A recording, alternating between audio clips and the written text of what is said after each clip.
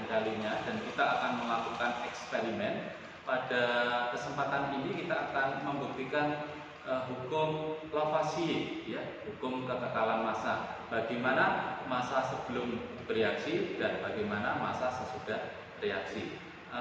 Sebelum eksperimen melakukan percobaan pada kali ini, saya akan menerangkan dulu alat-alat yang akan kita pakai. Seperti yang kita lihat di sini, ini ada neraca elektrik, ya, ini neraca elektrik. Kemudian ada pipet tetes. Kemudian saya menggunakan alat bantu gelas beker kecil. Kemudian ada gunting, ya. Terus kemudian ada tabung reaksi dan ada rak tabung reaksi. Saya kira itu alat yang kita butuhkan. Sedang bahan apa saja yang kita akan gunakan nanti untuk eksperimen? Yang pertama ini di Erlenmeyer ini ada kalium iodida, ya, Ki, kalium iodida. Terus yang sebelah ini ada larutan timbal 2 nitrat atau PbNO3 2 kali. Di gelas ini ada pita magnesium, ya. Dan berikutnya yang terakhir bahannya adalah asam klorida. Baik, anakku, mari kita eksperimen yang pertama, yaitu mereaksikan antara asam klorida dengan pita magnesium, ya.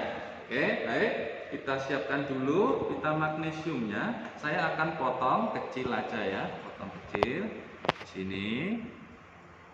Misalnya segini, kita tidak usah ukur panjangnya, misalnya segini.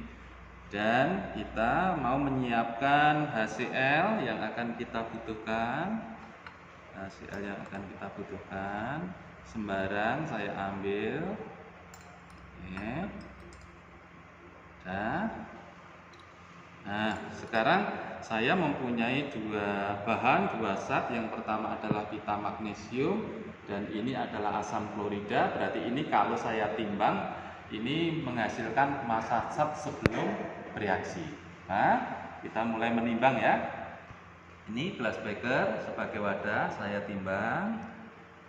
Masanya sudah terbaca, kemudian saya zero, ya. Saya zero biar 0.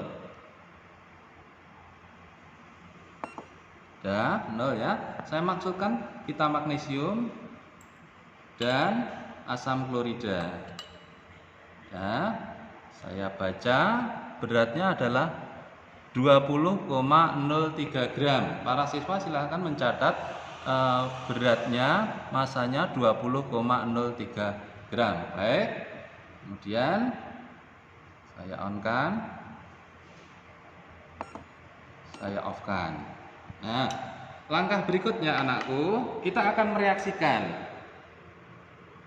Ini tadi kita sebut totalnya adalah massa zat sebelum bereaksi. Kemudian ini magnesium saya masukkan ke dalam larutan HCl. Saya masukkan dalam larutan HCl. Nah, dilihat anakku.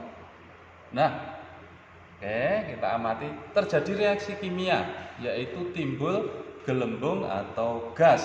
Ini menandakan bahwa di sini terjadi reaksi kimia. Nah, maka ini sudah menjadi produk atau hasil reaksi, ya. Kita tunggu beberapa saat,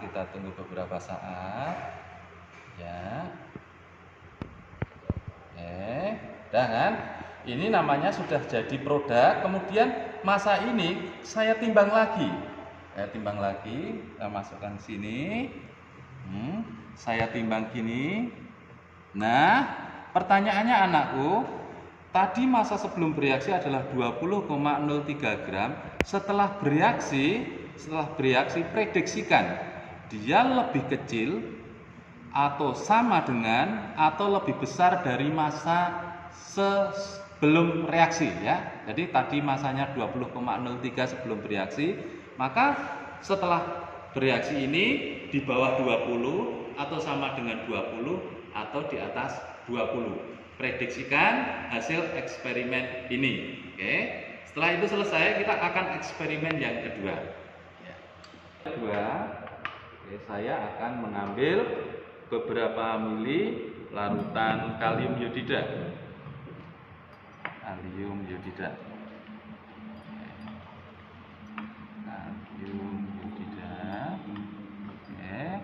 saya kira cukup.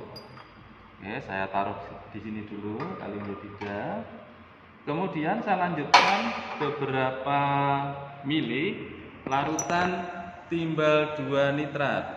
Timbal 2 nitrat. Nah, selesai. Ini jadi yang di sebelah kiri saya ini timbal 2 nitrat, yang sebelah kanan adalah larutan kalium iodida. Kemudian ini sebelum saya campur berarti ini sebagai massa sebelum bereaksi ya. Oke, mulai saya akan timbang. Gelas beker saya taruh di sini. Massanya akan terbaca, kemudian saya sirukan. Saya sirukan ya. Siro 0. Saya masukkan ini sebagai massa zat sebelum bereaksi. Nah, terbaca 40,3 gram. Jadi massa zat sebelum bereaksi adalah 40,34 gram. Sudah selesai, kita angkat. Oke. Nah, ini sebagai massa sebelum bereaksi.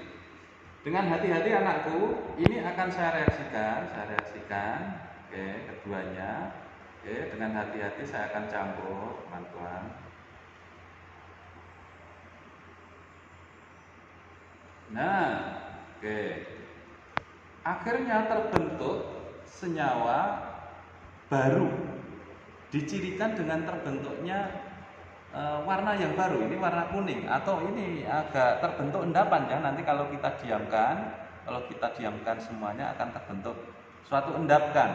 Nah, ini berarti menandakan ini terjadi senyawa baru sebagai produknya.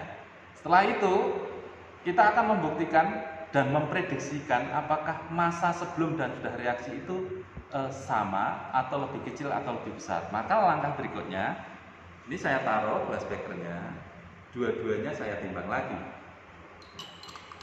Ya anakku, maka para siswa akan memprediksikan massanya lebih kecil 40,3 gram atau sama dengan 40,3 gram atau lebih besar 40,3 gram. Silakan diprediksikan untuk membuktikan kebenaran dari hukum Lavoisier atau hukum kekekalan massa. Saya kira itu anakku yang bisa kita eksperimenkan pada pagi hari ini, dan para siswa bisa menyusun suatu laporan percobaan atau laporan praktikum untuk kegiatan hukum Lavoisier pada pagi hari ini. Dan terima kasih atas perhatian Anda, dan terima kasih pada Bu Agustin sebagai produser YouTube kali ini. Apabila ada yang salah, saya minta maaf yang sebesar.